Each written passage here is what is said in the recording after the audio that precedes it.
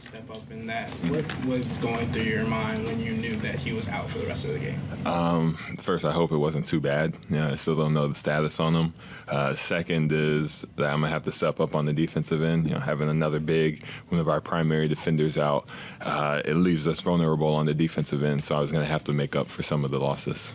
Dwyane Wade, 20 points in the fourth quarter. Right. Obviously, you all really want him to shoot the ball Absolutely. more, and today he did that. Yeah. What did you need from him, and what did he give you guys today? We needed that Dwyane Wade to show up, and he showed up. He shot every ball with confidence. He had the put back. He did everything that anybody could ask of him tonight. I feel like that's the Dwyane Wade we all know that he can be, and he finally showed it tonight. Joe? Down 22 with like 9 minutes left. I can't imagine you felt good. Right. About things. How did you guys do this? Cavs hoops, at the end of the day. It's like he said, Dwyane Wade. That was the main push of it all. Dean came in, hit some big shots, got some big rebounds. He really sparked the offense, sparked the defense into getting this whole comeback.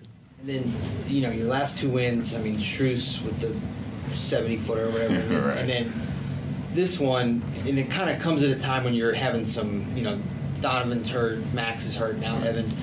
Can these kinds of wins sort of, maybe hold you together? Or how do they help when you're going through a tough time? When you're going through, you try to take all the good that you can. And tonight was for sure one of those nights where it didn't look good for us with 9 minutes left. You could look up in the crowd and see people leaving. You could look around and everybody's looking down. But, we stayed together as a team. We stayed together and as a unit. And it helps going forward. It helps us know that we can overcome anything. Jeff? Jarrett, are some wins bigger than others like this one? Would this be a signature win for you guys? Absolutely. Celtics are the number one seed right now. Everybody's chasing them. They're far ahead right now, 8 wins ahead of us. And we played till the final buzzer. And no, it didn't go perfect for us. No, we didn't have everybody out, but we still played our basketball and we got things together. We had a good matchup. Daryl? You're trying to slow that trio, Brown, Tatum, and Porzingis. Yeah. How tough of a task was that on you tonight? I know you came away with your 29th double-double of the season, but just how physically demanding was that on you trying to keep them in check? It's very physically demanding. I know sometimes for me, they put me on Tatum, then they put me on Porzingis, Horford.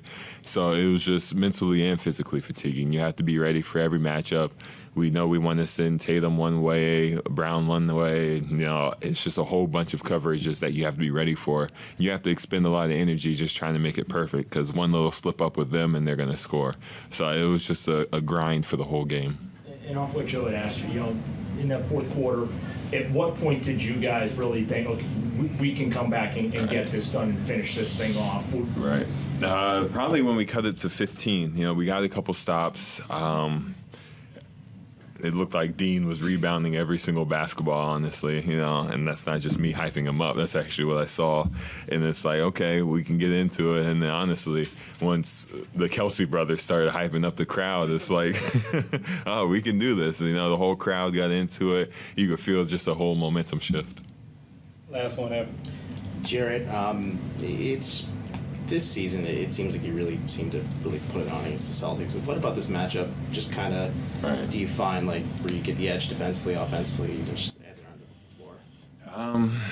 It's just how they play. They have a very unique style of playing basketball. They don't put the 5 on the 5. They don't put the 4 on the 4. Sometimes Derek White was on me. Sometimes Porzingis was on me. So at that point for me, it was just trying to find the right matchup to set a screen. Sometimes it's not my turn to set the screen. Sometimes it's like when they had Porzingis on Isaac, he goes up and set the screen, and I just find the open spot to get a dump off. It's just, for me, it's a mind game trying to figure out how I can best extort their defense.